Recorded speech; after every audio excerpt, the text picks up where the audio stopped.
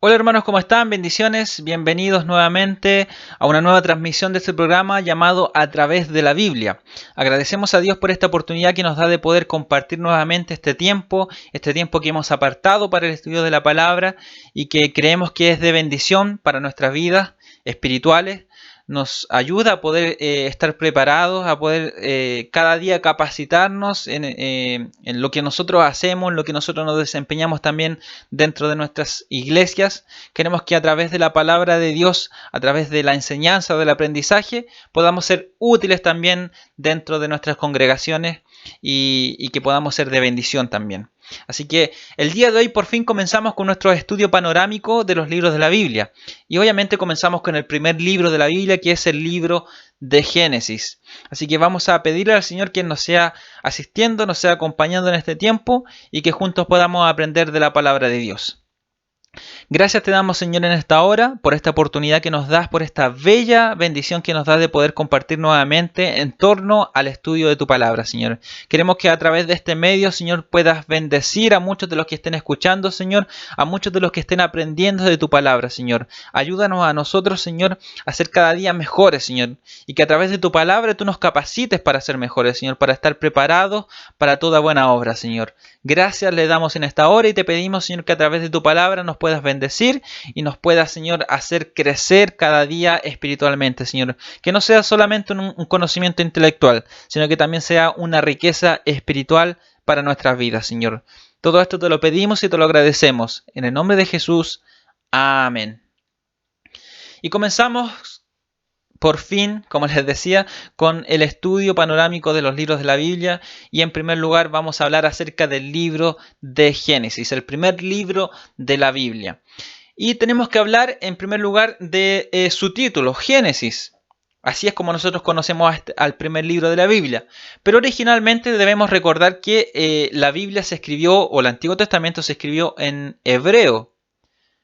Y los hebreos acostumbraban a titular sus libros, a denominar sus libros con la primera palabra o la primera frase que se encontraba en ellos.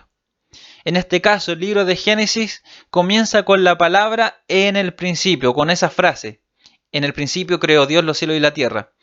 Así que de esta forma ellos denominaban a sus libros, con la primera frase o con la primera palabra. Y Génesis era conocido como Bereshit, que significa en el principio. Así se llama el libro de Génesis en hebreo, Bereshit.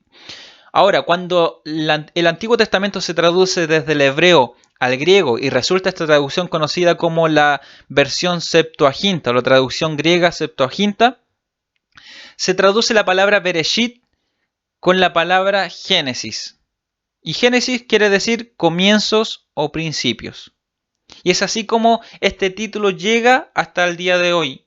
Es traducido a nuestra Biblia, ese título permanece tal cual como la versión griega lo tradujo desde el hebreo. Entonces, Bereshit en hebreo, Génesis en griego. Y es así como llega o lo conocemos hasta el día de hoy este primer libro de la Biblia. En cuanto a la autoría de este libro, podemos decir que este libro fue escrito por Moisés. Y no tan solamente este libro, sino que también los primeros 5 libros de la Biblia, desde Génesis hasta Deuteronomio. Génesis, Éxodo, Levítico, Números y Deuteronomio. Estos fueron escritos por Moisés.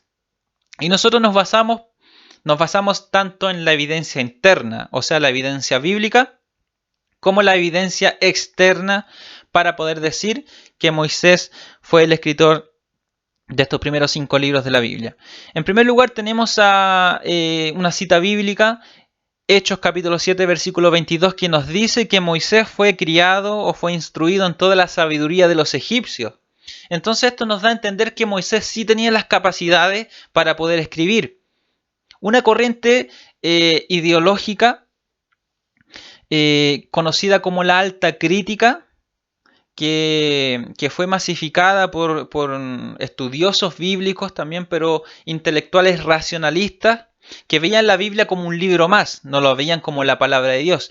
Y ellos declaraban que Moisés sobre todo se recalcaba mucho el hecho de estos primeros 5 libros que no fueron escritos por Moisés, que Moisés no pudo haber sido el escritor de estos libros, no pudo haber sido la mente intelectual que está detrás de estos libros. Para ellos Moisés fue más que nada un personaje histórico, pero que realmente hubo otra persona quien escribió acerca de estos eventos que nosotros vemos en los primeros 5 libros, pero que realmente Moisés no pudo haber sido el escritor. Sin embargo, tenemos evidencia bíblica que sí respalda la autoría de Moisés sobre estos primeros 5 libros de la Biblia, sobre los libros de la ley, el Pentateuco. Hechos nos dice que Moisés fue criado en toda la sabiduría de los egipcios, o sea que tenía la capacidad intelectual para poder hacerlo. No era cualquier persona, no era cualquier hombre, sino que era un hombre capacitado, apto para poder hacerlo. También el mismo Pentateuco declara a Moisés como su escritor. Hay citas que nos hablan acerca de Moisés como el autor intelectual de estos libros. Tenemos Éxodo capítulo 17 versículo 14, Éxodo 24 versículo 4, Éxodo 34 versículo 27 y también tenemos Números 33 versículo 2 y Deuteronomio 31 versículo 19. Citas que nos hablan y especifican a Moisés como el autor de estos libros. Y también no tan solamente hay una evidencia en el mismo Pentateuco, en los mismos primeros 5 libros, sino que también en libros posteriores del Antiguo Testamento, como también en libros del Nuevo Testamento. Ya hablamos acerca del libro de Hechos. Y también el libro de Lucas, el Evangelio de Lucas en el capítulo 24, versículo 44, nos da a entender también esta autoría de Moisés sobre los libros de la ley. Y nos habla acerca del mismo testimonio de Jesucristo. Cuando Jesucristo él se refiere a los libros del Antiguo Testamento, había podríamos decir, una clasificación de los libros del Antiguo Testamento que era conocida como la ley y los profetas. ¿Ya? Y aquí Jesucristo, en vez de utilizar la palabra ley para referirse a estos primeros 5 libros, él dice Moisés y los profetas, dando a entender la autoridad que tenía Moisés sobre estos 5 libros que eran conocidos como la Torá o la ley. Entonces aquí Jesucristo mismo confirma la autoridad mosaica de estos primeros 5 libros. Y también tenemos tenemos la evidencia externa. La evidencia interna es lo que acabamos de mencionar, los textos bíblicos, los versículos que apuntan a Moisés como el autor. Pero también tenemos la evidencia externa que nos habla acerca de la tradición judía que le atribuye a Moisés la paternidad del Pentateuco. Y también tenemos literatura intertestamentaria. Obviamente esta literatura que no pertenece al canon bíblico, pero que sí nos ayuda también en cuanto a reconocer la autoría de estos primeros 5 libros. Y ellos hablan también de Moisés como el autor de la ley, como el autor de los primeros 5 libros de la Biblia. Y también tenemos la tradición eclesiástica cristiana que apoya, que confirma la autoría de Moisés sobre estos primeros 5 libros de la Biblia. Entonces tenemos evidencia tanto interna como externa para poder decir que Moisés fue el escritor de estos libros. En cuanto a la fecha, ¿cuándo fueron escritos estos libros? Estos libros fueron escritos aproximadamente entre los años 1445 al 1405 a.C., un periodo aproximado de 40 años. Y esto nos hace pensar inmediatamente en el tiempo en que el pueblo de Israel sale desde Egipto y se aventura en el desierto en su peregrinación de 40 años antes de entrar a la tierra prometida, a Canaán. Entonces, desde que salen de Egipto en el 1445 aproximadamente, ellos vagan por el desierto 40 años y llegan en el 1405 a.C. aproximadamente a la tierra de Canaán. Durante todo este tiempo que el pueblo de Israel estuvo en el desierto, Moisés tuvo este tiempo para poder describir todo esto que se describe en estos 5 libros. Entonces, esa es la fecha más tradicional para situar la fecha de escritura de estos primeros 5 libros. En cuanto al tema y propósito, el tema nosotros lo podemos deducir gracias a su nombre, Bereshit en hebreo, recuérdenlo, y Génesis en griego, que significa en el principio o los comienzos.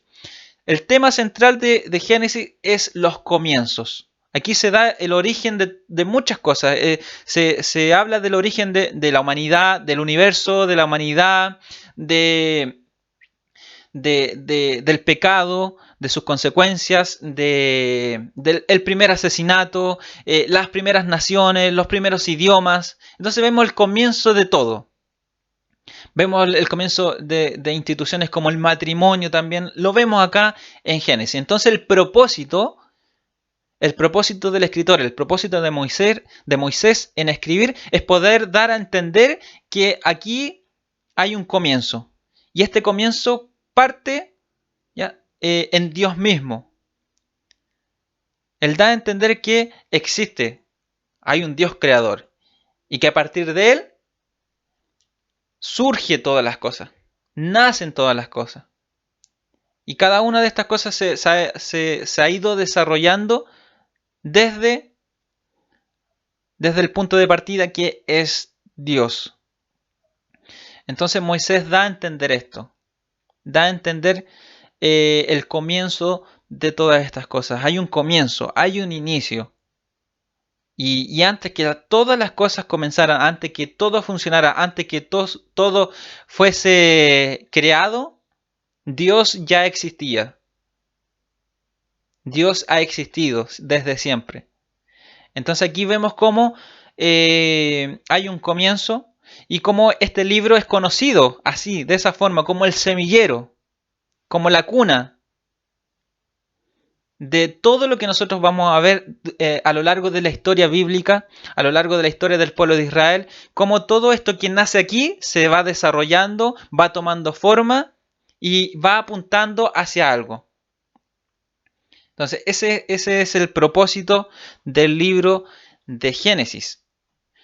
Tenemos muchos versículos claves que nos van a ayudar a poder entender, obviamente, el contenido del libro, pero también que nos ayudan a entender cosas que se van a ir desarrollando, como les decía anteriormente, que se van a ir desarrollando y van a ir tomando forma a lo largo de los siguientes libros de la historia que se va a ir desarrollando del pueblo de Israel, tanto en el Antiguo como en el Nuevo Testamento. Por ejemplo, el primer versículo que nos habla y que nos ejemplifica muy bien el contenido del libro de Génesis es Génesis capítulo 1, versículo 1. En el principio creó Dios los cielos y la tierra. Y esto es lo que le mencionaba anteriormente. Moisés se propone no dar a conocer la existencia de Dios. No se preocupa en argumentar, ya dar argumentos o dar razones filosóficas acerca de la existencia de Dios, sino que Moisés da por hecho la existencia de Dios. Y antes que existieran todas las cosas, Dios era. Dios existía. En el principio creó Dios los cielos y la tierra. Y a diferencia de la cultura o de la diferencia del contexto cultural, religioso que había en aquel entonces, Dios es el único Dios verdadero, el Dios todopoderoso. No hay una gran gama de dioses, no existe una diversidad de dioses que dieron origen al universo por casualidad, sino que hay un solo Dios todopoderoso quien creó con un propósito. Génesis 1, capítulo 1, versículo 1, un texto clave para poder entender el libro de Génesis. También tenemos Génesis capítulo 3, versículo 15, y esto es lo que le mencionaba también, en que esto apunta también a algo que va más allá del mismo libro. No nos habla solamente de lo que el texto, lo que este libro dice, sino que también apunta hacia algo más allá de lo que este libro presenta. Y es Génesis capítulo 3, versículo 15, que nos habla acerca de la primera promesa de redención. Y aquí no está solamente hablando del contenido del libro, como les decía, sino que está apuntando hacia el ministerio de Cristo. Está hablando acerca del plan redentor de Dios a través de su Hijo Jesucristo. Y aquí vemos este versículo que nos dice: y pondré enemistad entre ti y la mujer, y entre tu simiente y la simiente suya. Esta te herirá en la cabeza y tú le herirás en el calcañar. Entonces aquí esta promesa que vemos acá se ve cumplida en Jesucristo en la cruz, cuando Él vence el pecado a Satanás en la cruz. La simiente de la mujer, Jesucristo, la simiente de la serpiente, Satanás. Entonces aquí vemos algo que apunta mucho más allá, va más allá de los márgenes del libro de Génesis, lo que apunta mucho más allá, apunta al ministerio de Cristo. También tenemos en Génesis capítulo 12, versículos 2 y 3, que esto también es el centro de, podríamos decir, es el centro o el tema central del Pentateuco, las promesas de Dios a los patriarcas. Y aquí en Génesis capítulo 12, versículos 2, 3, se nos habla del pacto que Dios hace con Abraham. Toda la historia que vemos desde los 11 capítulos anteriores se resume, ya se va tomando forma y se resume en la vida de una persona. O sea que todo lo que se nos narra en los primeros 11 capítulos ya toma un rumbo distinto. La narrativa. Y se centra en una sola persona, en Abraham. Y cómo Dios pacta con esta persona. Dicen los versículos bíblicos: y haré de ti una nación grande, y te bendeciré, y engrandeceré tu nombre, y serás bendición. Bendeciré a los que te bendijeren, y a los que te maldijeren maldeciré, y serán benditas en ti todas las familias de la tierra. Esta es la promesa de Dios a Abraham, el pacto que hace Dios con Abraham. La historia de Génesis en los primeros 11 capítulos, como les decía, hace como un efecto embudo y se centra en la persona de Abraham. Y de aquí en adelante vemos cómo Dios se centra en esta persona y cómo Dios da forma a un pueblo. Y Génesis capítulo 50, versículo 20, también nos habla algo que va más allá ya de lo que el libro presenta, sino que también nos habla acerca de un pensamiento, de una enseñanza y de un concepto que también se nos presenta y que lo presenta el apóstol Pablo. Dice Génesis capítulo 50, versículo 20, vosotros pensasteis mal contra mí. Aquí está hablando José a sus hermanos. Mas Dios lo encaminó a bien para hacer lo que vemos hoy, para mantener en vida a mucho pueblo. Recuerden que la historia de José nos cuenta de que José fue vendido por sus hermanos y finalmente él se convierte en el segundo más importante en Egipto, y cuando él se reconcilia con sus hermanos, y ya aquí está terminando el libro de Génesis, y aquí José él les declara a sus hermanos que quizás ellos pensaron hacerle mal, pero ese mal Dios lo convirtió en algo bueno. Esa situación adversa, esa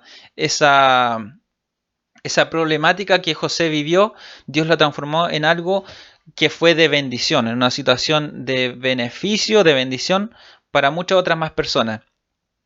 Entonces esto apunta mucho más allá de lo que el texto nos presenta. Aquí nos habla acerca de un principio que los judíos creen, que los judíos enseñan acerca del bien y del mal. Ellos creen que todo lo que sucede proviene de parte de Dios, sea bueno o sea malo. Porque si una persona dijese que lo malo no proviene de Dios, entonces estaría diciendo que Dios no tiene el control de todas las cosas. Dios tiene el control de todas las cosas, de lo bueno y de lo malo. Y ese es el pensamiento que el apóstol Pablo, por eso dice que hay versículos aquí o textos en Génesis que apuntan mucho más allá de los límites del mismo libro, del mismo texto. Y aquí el apóstol Pablo en el Nuevo Testamento nos habla acerca de un texto muy conocido que nos dice: los que aman a Dios todas las cosas le ayudan a bien. Y es lo que vivió aquí José. Todas las cosas, sean buenas o sean malas, todo proviene de Dios. Y si proviene de Dios, todas esas cosas tienen un propósito divino, un propósito que quizás en el momento que estamos sufriendo, en el momento que estamos pasando, que todas las cosas están en contra de nosotros, no vemos la mano de Dios, no vemos el propósito, pero aún así Dios está en control de todas las cosas. Y sean buenas o sean malas, todo para el que ama a Dios, todas esas cosas le resultan en un beneficio mayor, le ayudan para bien.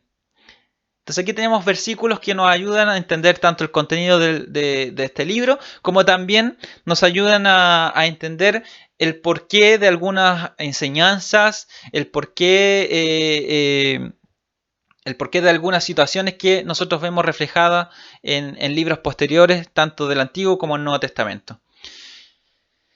En cuanto al bosquejo de este libro. ¿Cómo nosotros podemos estructurar el libro de Génesis? El libro de Génesis posee 50 capítulos, es un libro muy extenso, uno de los más extensos de la Biblia. Y este libro nosotros lo podemos dividir en dos partes. Y la primera parte la podemos dividir desde el capítulo 1 al capítulo 11. Y esta primera parte nosotros la conocemos o se conoce como la historia primitiva o la historia primigenia. ¿Por qué? Porque en estos primeros capítulos se nos habla de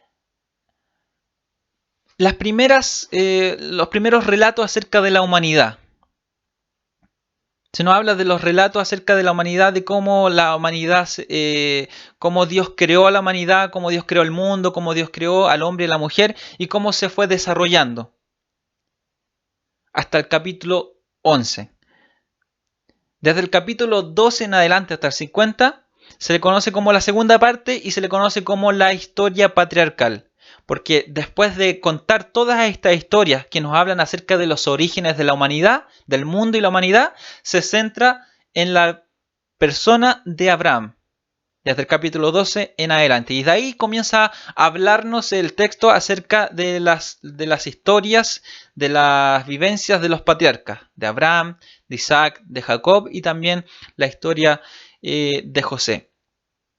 Entonces, en los primeros capítulos, cuando vemos la primera parte, la historia primitiva, vemos cómo en los primeros dos capítulos se nos habla acerca de la creación, de cómo Dios creó. Y hay un orden en esta creación. Y este orden se establece mediante días. El primer, segundo, tercer, cuarto, quinto y sexto día. Dios crea todas las cosas y hay un séptimo día en el cual Dios descansa de su labor creativa.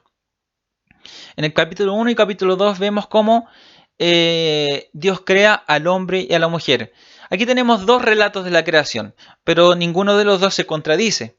Quizás muchos dicen, pero si en el primer capítulo se habla que Dios creó al hombre y a la mujer a imagen y semejanza de Dios. Y en el capítulo 2 se nos habla que la mujer fue creada de una de las costillas de Adán. Entonces vemos que hay dos relatos distintos. Muchos dicen, aquí hay dos relatos distintos, aquí hay una contradicción. Pero es una aparente contradicción, ya que el capítulo 1 nos dice cómo Dios creó al hombre. ¿Ya? Que Dios creó al hombre, perdón. Es mejor dicho, que Dios creó al hombre y a la mujer. Ahora el capítulo 2 nos dice cómo Dios los creó. Es como el versículo 1, capítulo 1, versículo 1 que dice, Dios creó, en el principio Dios creó los cielos y la tierra. Y después del versículo 2 en adelante nos detalla cómo Dios creó los cielos y la tierra. Pasa lo mismo con la creación del hombre. Dios crea al hombre a su imagen y a semejanza, varón y hembra. A la mujer y al hombre Dios los crea a su imagen y semejanza. Ahora el capítulo 2 nos menciona cómo Dios los creó. Al hombre del polvo de la tierra, a la mujer de una de las costillas de Adán. Entonces vemos cómo hay en estos dos capítulos se nos hablan acerca de cómo Dios creó. Ahí están estos relatos acerca de la creación. Desde el capítulo 3 nosotros vemos las consecuencias de la caída, el pecado del hombre, de cómo el hombre y la mujer desobedecen al mandato de Dios y son tentados por la serpiente, que obviamente nosotros entendemos que es Satanás, ya que simboliza a Satanás, y cómo caen en la tentación. La serpiente pone en duda, hace dudar a la mujer del mandato de Dios. Recuerden que Dios le había dicho que no podían comer de cierto fruto de un árbol, que era el árbol de la ciencia del bien y del mal, que ese fruto no lo podían comer.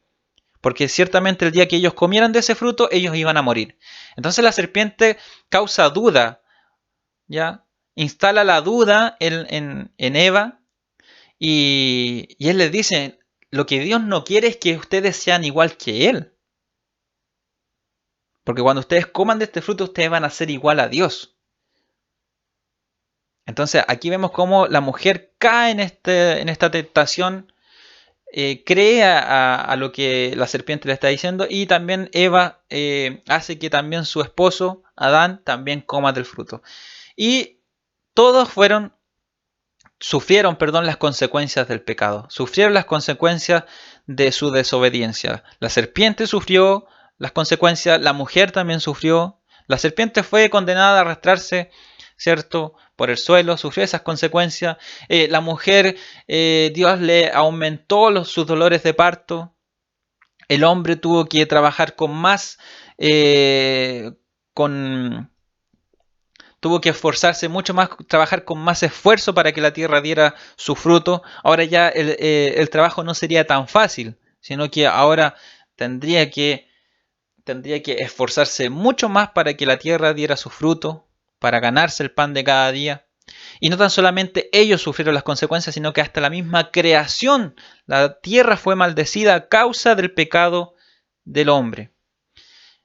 En el capítulo 4, capítulo 5 nos habla acerca de Caín y Abel, esta historia que nos habla acerca del primer asesinato. Ya el pecado se instauró, comenzó a dominar la vida del hombre. Desde que el hombre desobedeció, desde que Adán y Eva desobedecieron el mandato de Dios, su naturaleza cambió. Esa imagen y semejanza que había en ellos, esa imagen de Dios que había en ellos se fue perdiendo, se fue tergiversando.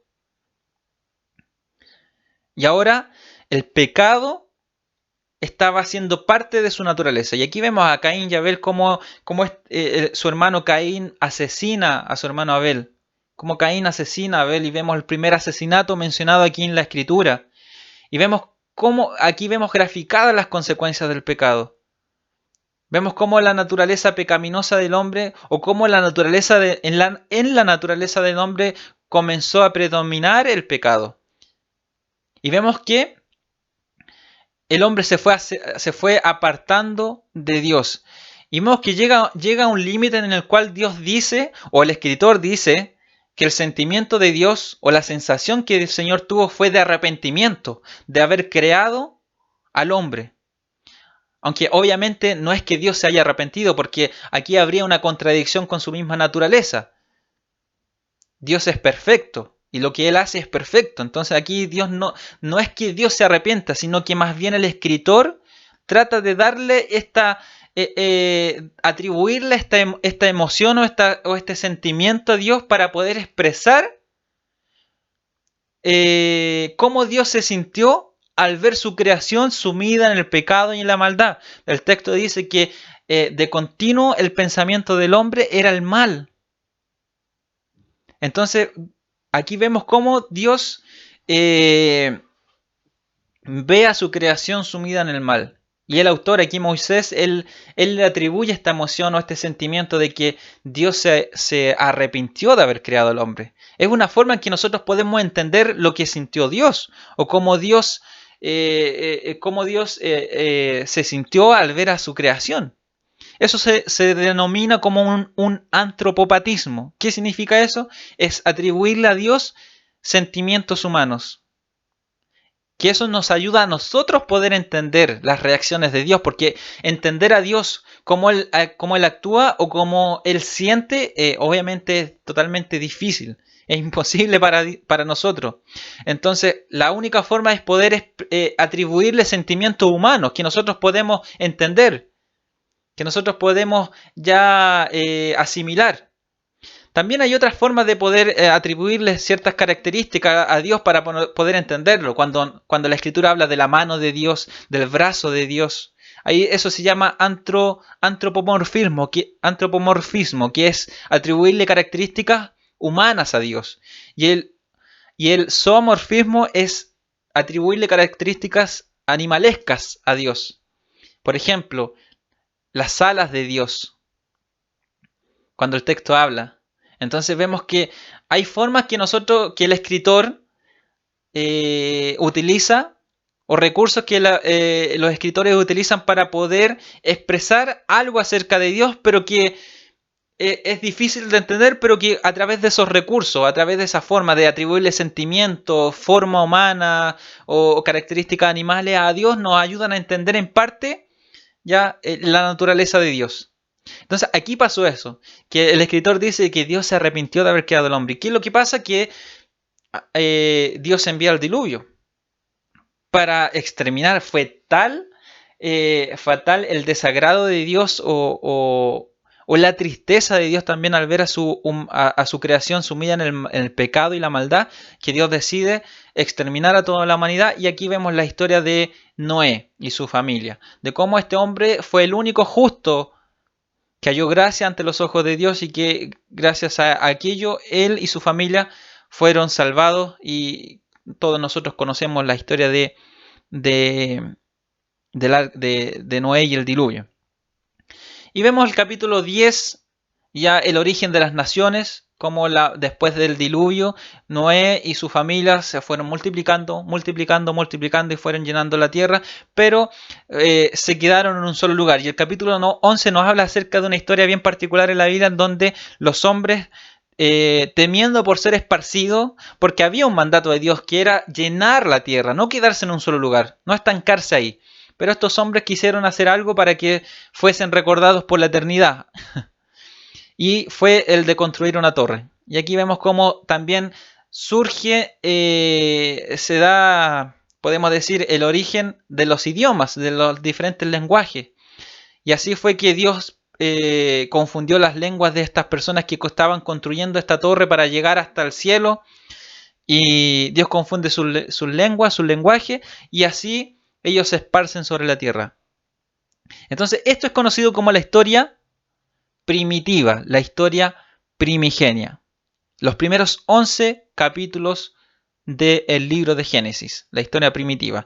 A partir del capítulo 12 en adelante, ya no se habla más de las historias acerca de los orígenes de la humanidad, como lo hemos mencionado anteriormente, sino que se nos habla, o el texto se centra en una persona que es Abraham. Y desde el capítulo 12 en adelante nosotros vemos la historia de los patriarcas. De los patriarcas de Abraham, de Isaac, de Jacob y también de la historia de José. Entonces, ¿qué podemos decir o qué podemos hablar acerca de estos capítulos siguientes? Cuando hablamos acerca de Abraham, tenemos que abarcar algunas historias que son importantes, porque Abraham se convierte en lo que es conocido más adelante como el padre de la fe, ¿ya? Todos los hebreos, todos los judíos, ellos consideran a Abraham como su padre. Él es el patriarca principal, porque con él comienza la historia del pueblo de Israel. Con él comienza la historia de pacto entre Dios y su pueblo. Entonces es importante que veamos algunos puntos o algunas historias relevantes acerca de la vida de Abraham. Como hemos dicho, Abraham es llamado por Dios en el capítulo 12. Abraham vivía en Ur de los Caldeos, un lugar en donde se presume que era un lugar idólatra, ¿ya? Era un lugar pagano.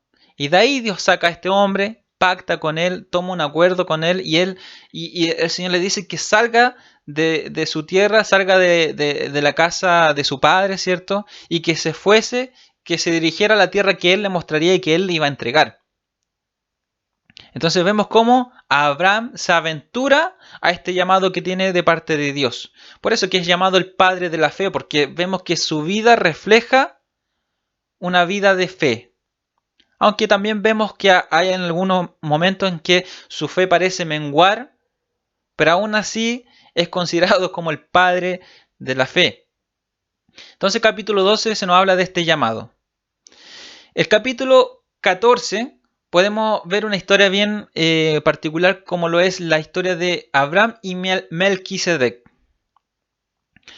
Hemos mencionado en los programas anteriores, lo hemos visto quizás de una forma muy no tan profunda, de forma bien sencilla, cuando hablamos acerca de los tipos de Cristo o de figuras en el Antiguo Testamento que nos hablan o apuntan hacia algún rasgo de Jesucristo o al ministerio de Jesucristo. Por ejemplo, aquí tenemos la historia de este personaje bien particular como lo es Melquisedec, que era un sacerdote. Un sacerdote de Dios en tiempos en donde todavía no se había establecido el sacerdocio como lo fue en los tiempos de Moisés. Aquí ni siquiera estamos hablando, ni siquiera Moisés existía, aquí estamos hablando 400 años antes de la ley, antes de Moisés, antes que existiera la tribu de Leví y antes que existiera el ministerio de sacerdote en el pueblo de Israel. Pero aquí vemos a un hombre, a Melquisedec, y al cual Abraham le entrega los diezmos, diezma a Melquisedec. Recuerden que Abraham, cuando sale de su casa, de su familia, cuando él se aventura al llamado que Dios le hace, él toma consigo a su sobrino Lot. Y claramente el llamado de Dios era que él saliera de la casa de su padre, que él saliera, que no se llevara a su familia. Pero aquí vemos que Abraham se lleva a su sobrino Lot y obviamente que esto que hace Abraham trae consecuencias porque vemos que los pastores de Lot y los pastores de Abraham comienzan a reñir entre ellos por el alimento, por el forraje para sus rebaños. Y aquí es donde Abraham demuestra una actitud de humildad y lo que hace Abraham es que le da a escoger a Lot el terreno en donde él apacentara sus rebaños. Entonces Abraham le dice a Lot, donde quiera que tú vayas, si tú vas a la derecha, yo voy a ir a la izquierda. No voy a hacer que nuestros pastores peleen por el forraje para los rebaños. Entonces, ¿qué es lo que hace Lot? Escoge lo mejor, el territorio mejor, las llanuras del Jordán, y se establece en ese lugar y cada vez se va asentando más en la ciudad de Sodoma. ¿Ya? En estas ciudades, Sodoma y Gomorra.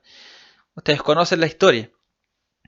Pero hubo un momento que muchos reyes de aquel territorio, de aquel lugar, se rebelaron en contra de otro rey y hubo unas batallas, una guerra en donde Lot es capturado como prisionero.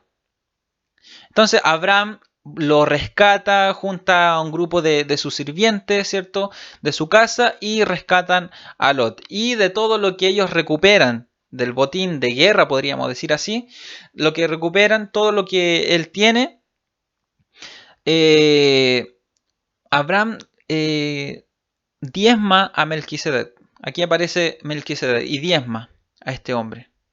Entonces aquí vemos un personaje desconocido, Melquisedec, rey de Salem, sacerdote de Dios, que no hay antecedentes acerca de él. ¿Ya? No hay antecedentes acerca de él. Él sale con pan, con vino, elementos que nosotros vemos en el Nuevo Testamento. Vemos a Jesucristo como el sacerdote, como sumo sacerdote. El libro de Hebreos también hace mención aquí de Melquisedec también. Y vemos que este hombre que no se sabe nada de él, tipifica también el ministerio de Cristo como sacerdote, como sumo sacerdote, como sacerdote de Dios.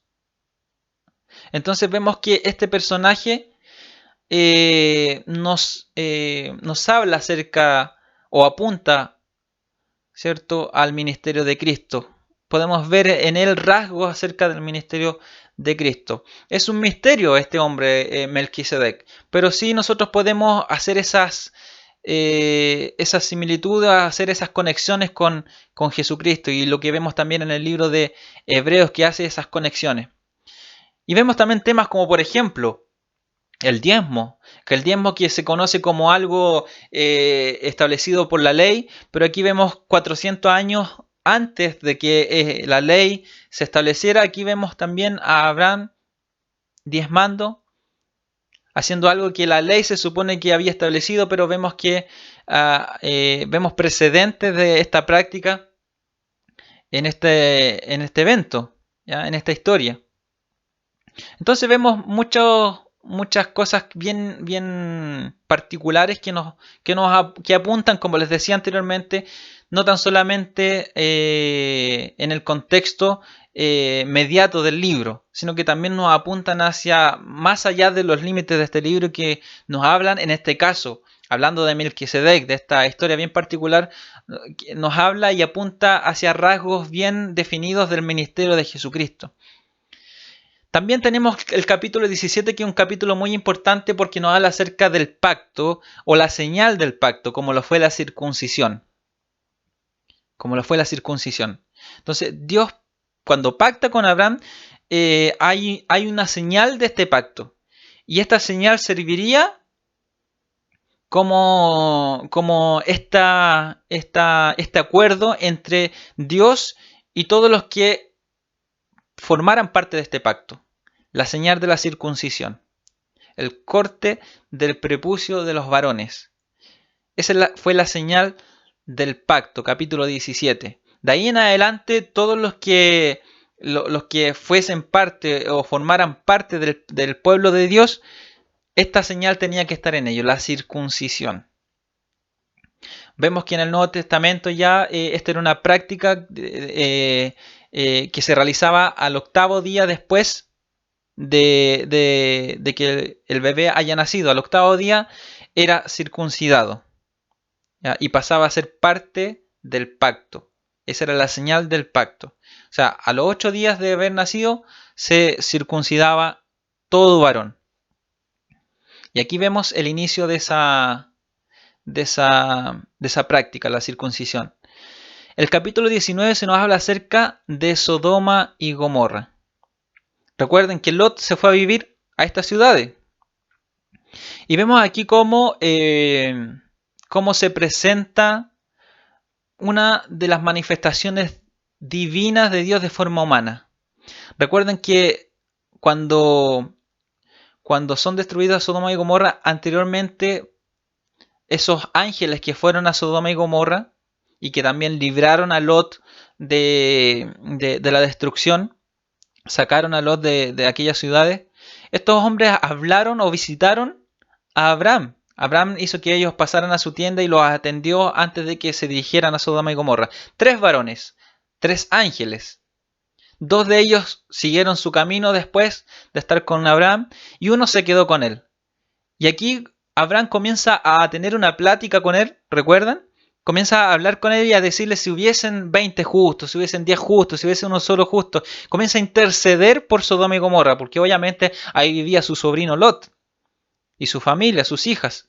Entonces comienza a interceder Abraham y habla con este hombre, con este ángel, tal cual como si él estuviese hablando con Dios. De hecho, habla con él como si estuviese hablando con Dios. Entonces aquí vemos una de las manifestaciones, capítulo 16 también lo vemos, una de las manifestaciones de Dios de forma humana. Y esto se le conoce como una teofanía, o una cristofanía también se le conoce.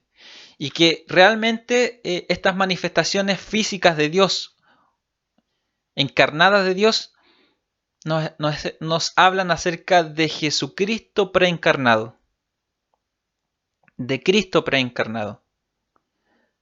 De hecho, se nos habla que Jesús fue el que dio a conocer a Dios cuando Él tomó forma de hombre. Pero aquí vemos en el Antiguo Testamento esta historia o esta situación en donde estos hombres de Dios hablan con estos personajes y se refieren a ellos como Dios. Se dirigen a ellos como si estuvieran hablando con Dios mismo. Entonces aquí vemos a Abraham hablando con este hombre, con este ángel, que realmente nosotros podemos decir que es una manifestación de Cristo preencarnado. El ángel de Jehová, el ángel del Señor. Entonces vemos cómo después de esto se nos habla en el capítulo 19 cómo se produce la destrucción de Sodoma y Gomorra. Conocemos la historia de que Lot y su familia, ellos son salvados. La mujer de Lot mira hacia atrás, se convierte en una estatua de sal.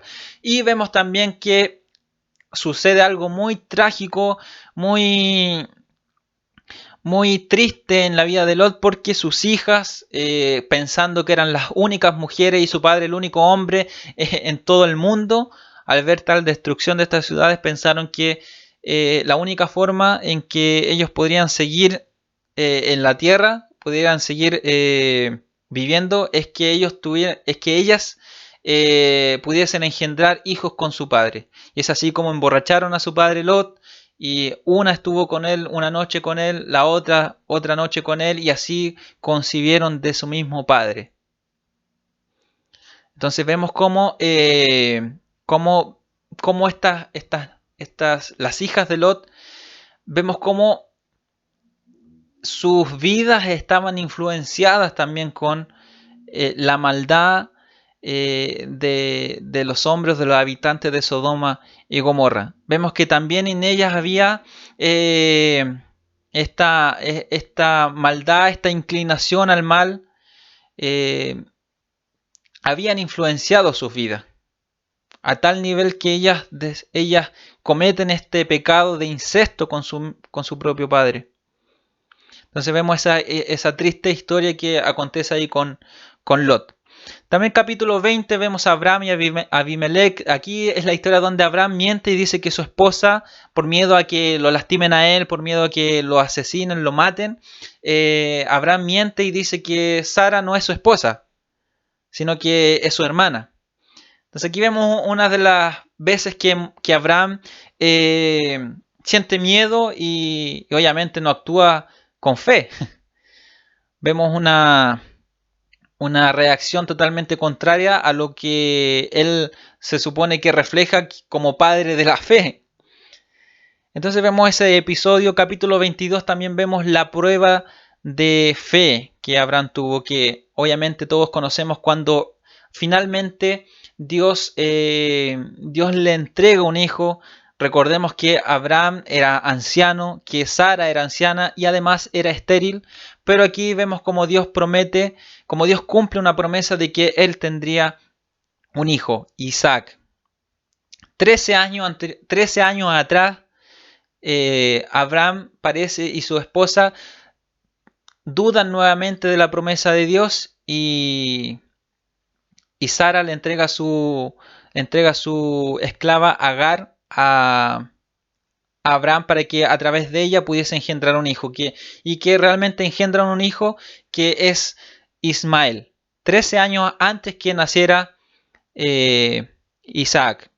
Finalmente Isaac nace, pero llega un momento en que Dios pide que se lo entregue en sacrificio.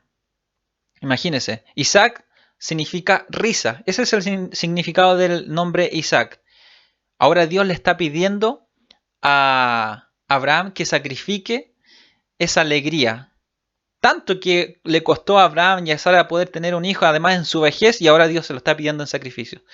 Bueno, usted conoce la historia como al momento que Abraham va a sacrificar a su hijo, Dios se lo impide y coloca ahí en aquel lugar, en el altar, cerca del altar, un carnero, ¿cierto?, para poder hacer sacrificio.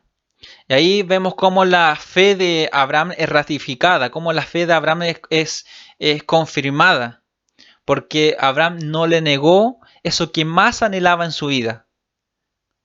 Su contentamiento, su alegría, su felicidad, su risa, que era Isaac. Abraham, no le negó su hijo a Dios. Y aquí podemos ver nuevamente un paralelo. Vemos un paralelo. Hay un dato bien importante es que en el lugar donde Abraham iba a sacrificar a su hijo es el monte Moriah. Posteriormente en el monte Moriah se construye el templo. Y en una de las laderas del monte Moriah, posteriormente, Jesús es crucificado en el monte Gólgota. Entonces vemos muchos paralelos. Aquí Abraham, Dios le impidió que sacrificara a su hijo. Pero en el Gólgota, Dios no impidió que su hijo muriera, sino que murió. Era necesario. Era necesario que Cristo muriera. Aquí vemos estas analogías o estas conexiones que vemos en el libro de Génesis y que nos llevan hacia el Nuevo Testamento, al ministerio de Cristo. Y es bien interesante cómo podemos ver estas analogías o estas conexiones que se dan. El capítulo 25 nos habla acerca de la muerte de Abraham. Y aquí quiero que podamos analizar un poquito la vida de Abraham. Por ejemplo, Abraham, cuando Dios llamó a Abraham, él tenía 75 años. Cuando Dios lo llama. 75 años tenía Abraham cuando Dios lo llama. A los 86 años, él tiene a su hijo Ismael, que obviamente no era el hijo de la promesa, pero que de igual forma Dios consuela a Abraham y le confirma que también a través de su hijo Ismael también iban a nacer muchas naciones, ¿ya? Y también iba a alcanzar bendiciones a través de su hijo Ismael. A los 86 años él tiene a Ismael. A los 99 años Dios le da la señal del pacto, o sea, la circuncisión. Y a los 99 años Abraham se circuncida.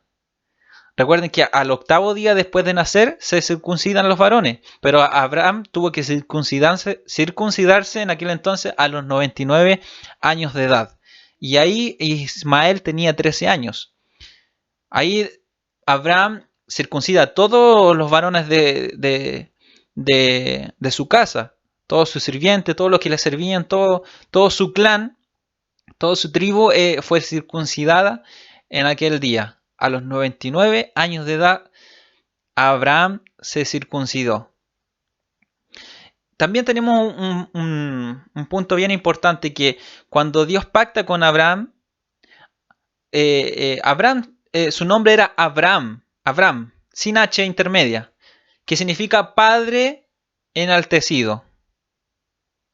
Pero cuando Dios pacta con Abraham, él también cambia su nombre y lo llama Abraham, que significa padre de multitudes, padre de muchedumbre. Incluso yo creo que para Abraham fue contradictorio, porque su esposa era estéril, él era anciano, ambos eran ancianos, pero Dios, pareciera que Dios estaba jugando con él y le dice: ahora no serás más tu nombre padre enaltecido, sino que padre de muchedumbre. Pero Señor, si soy anciano, mi mujer es estéril. Pero había un propósito mucho más allá de lo que Abraham podía ver. A los 100 años, Abraham es padre de Isaac. A los 100 años. Y a los 175 años de edad, Abraham muere. A los 175. O sea que a los 75 años Dios lo llamó y vivió una vida 100 años junto a Dios. Podríamos decirlo así. Porque a los 175 él muere. 100 años de relación con Dios. 75 años, nosotros diríamos, ya una persona ya está acabando hoy en día ya su vida. Ya están los últimos años de su vida. Pero para Abraham, recién ahí comenzó su vida con Dios, su relación de pacto con Dios. Después tenemos la historia de Isaac. Y lo único que podemos decir de Isaac, ya se nos habla de Isaac en relación a que se le busca una esposa, él se casa con Rebeca, ya, capítulo 24, capítulo 26 se nos habla de Isaac con Abimelech, otro Abimelech, y aquí vemos una historia parecida a la que vivió su padre cuando Abraham miente que su esposa Sara es, en vez de decir que es su esposa, él dice que es su hermana. También acá Isaac, por miedo a que le hagan algo a él, ya, por tomar a su esposa, él dice que Rebeca es su hermana. También comete el mismo error. Y aquí vemos cómo los errores de los hijos los cometen, o sea, los mismos errores de los padres son repetidos por los hijos. Y también vemos la bendición. El capítulo 27 nos habla de cómo Isaac bendice a su hijo Jacob. Y podemos decir de Isaac que es como un patriarca de transición. ¿Por qué se le conoce así? Porque Isaac fue hijo de un gran hombre, de Abraham. Y fue padre de un gran hombre, de Jacob. Entonces, podemos decir que Isaac es como un patriarca de transición. No se nos habla mucho de Isaac. Se nos habla de que fue hijo de un gran hombre y padre de un gran hombre. Y aquí comienza la historia de Jacob. La historia de Jacob, de cómo él le roba la primogenitura o le compra la primogenitura a su hermano Esaú. Jacob y Esaú eran gemelos, ¿recuerdan? Eran gemelos. Y Jacob compra la primogenitura de su hermano Esaú, que pareciera no darle mucha importancia, y además engaña a su padre Isaac, que ya estaba anciano y ya estaba ciego, y le roba la bendición de la primogenitura a su hermano. Ahí vemos cómo hay un favoritismo, vemos cómo Isaac prefería a su hijo Esaú y como Rebeca tenía como favorito a su hijo Jacob.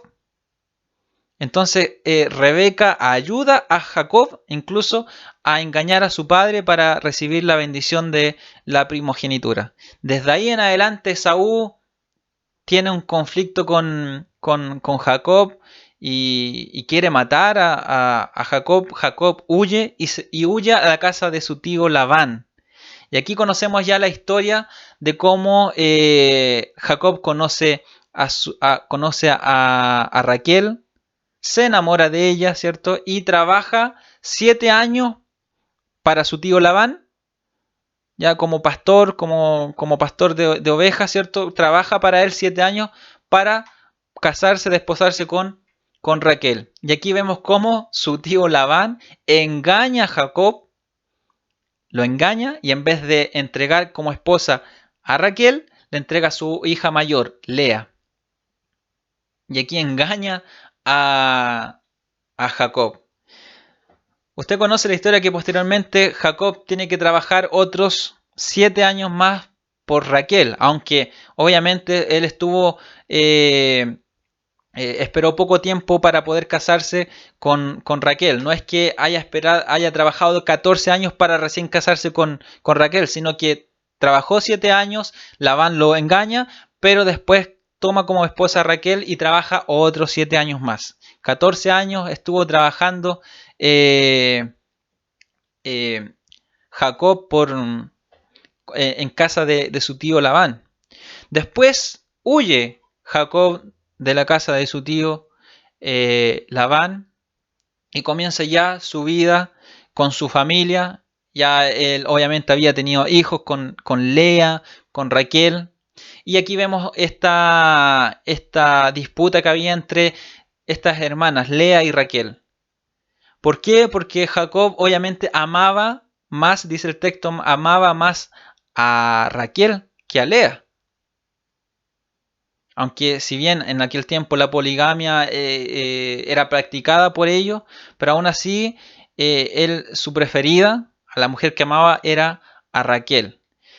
Y por esas circunstancias de la vida, Raquel era estéril. Raquel era estéril y Lea no lo era. Y de hecho, de las 12 tribus de Israel, de los 12 hijos que Jacob tiene, que conforman más adelante lo que conocemos como las 12 tribus de Israel, Lea es la madre de la mayoría de, de los hijos de Jacob.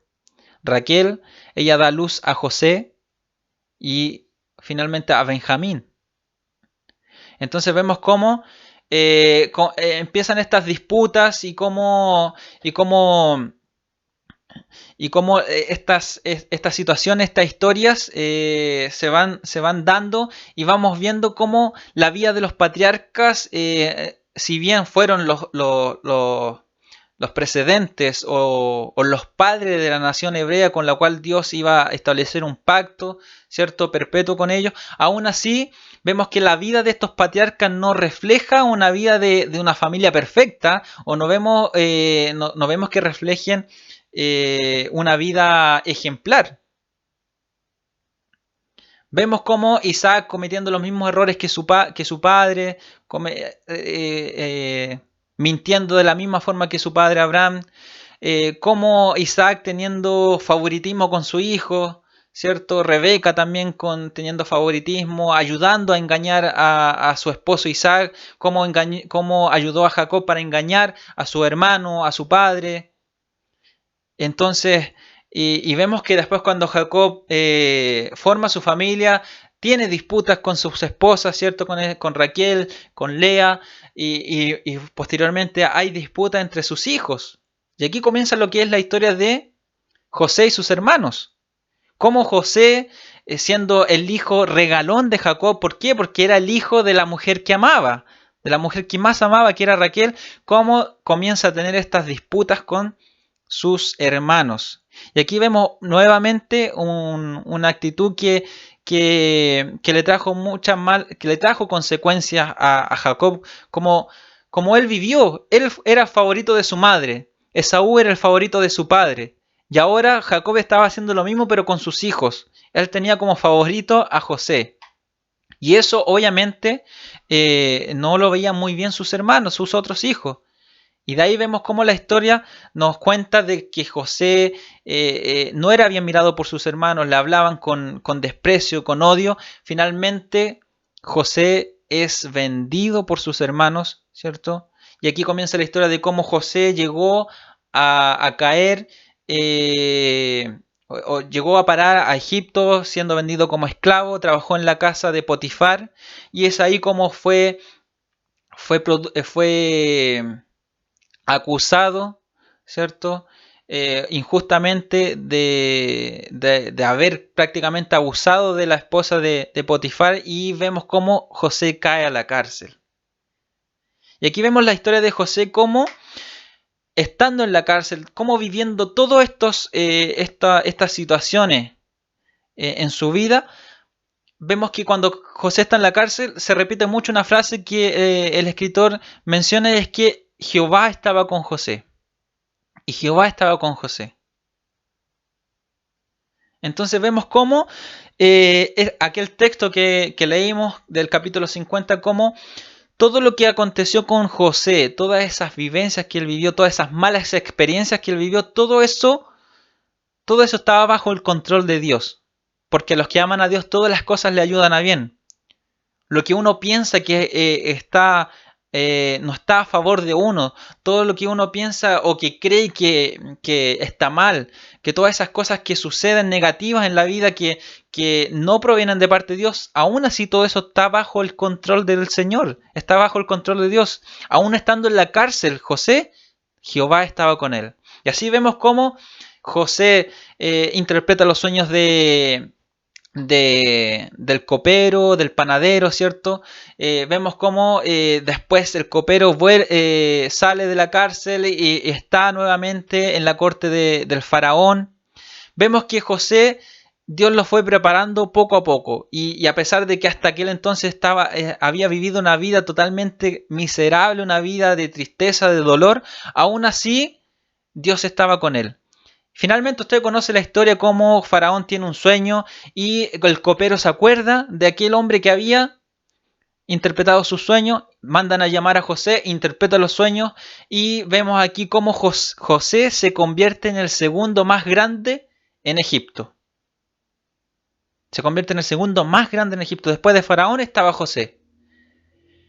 Y finalmente vemos cómo José se reconcilia cuando hay hambre, cuando ya azota el hambre. Después de la abundancia vino la escasez y azota el hambre a todo Egipto y a todas las regiones circundantes. Sus hermanos vienen a pedir grano, a pedir alimento a Egipto, ¿cierto? Los graneros de Egipto. Y ahí José se reencuentra con sus hermanos. Ellos no lo reconocen, José sí. Y ahí vemos la historia de cómo José trata de... Yo creo que un poco de darle una lección a ellos que se burlaban de él, que lo miraron en menos, que se burlaban de sus sueños que él tenía. Pero finalmente José, él se reconcilia con sus hermanos. Se reconcilia con sus hermanos y ahí recordamos el texto, ¿cierto? Uno de los textos claves que estudiamos al principio, que es Génesis capítulo 50, versículo 20. Cuando él se reconcilia con sus hermanos, cuando ya él trae a vivir a su familia, a Jacob, su padre, que pensaba que estaba muerto y ahora se reconcilia, reencuentra con su hijo José, que él pensaba que estaba muerto y ahora pareciera que José volvió a la vida. Se reencuentra con ellos, los trae a vivir a Egipto. Cuando Jacob muere ya finalmente, sus hermanos parecían que tuvieron temor de José porque pensaban que ahora que había muerto el papá, que había muerto Jacob, ahora José se iba a vengar de su hermano. Pero ahí José les dice: vosotros pensasteis mal contra mí, ustedes me odiaron, ustedes hicieron lo peor conmigo. Mas Dios encaminó todo esto para bien, para un bien mayor, para hacer lo que vemos hoy en día. Todo lo que ustedes me hicieron, todo lo que ustedes provocaron en mí, todo ese dolor que ustedes provocaron en mí, todo eso resultó para que hoy día fuese lo que yo soy, para mantener en vida a mucho pueblo. Y con esto quiero ya terminar. Es que cuando nosotros nos enfrentamos a la vida, nosotros vamos a vivir muchas situaciones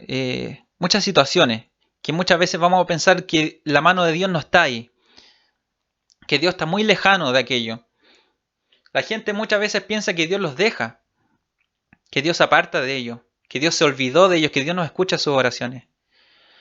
Pero todo lo que nosotros vivimos nos va a ayudar para ser la persona que nos ayuda para ser la persona que somos hoy en día, para ser el ministro que somos hoy en día, para ser el hijo, la hija, el padre, la madre, el esposo, la esposa que somos hoy en día, y para hacer lo que el día de mañana vamos a hacer, y que obviamente eso está en los planes del Señor.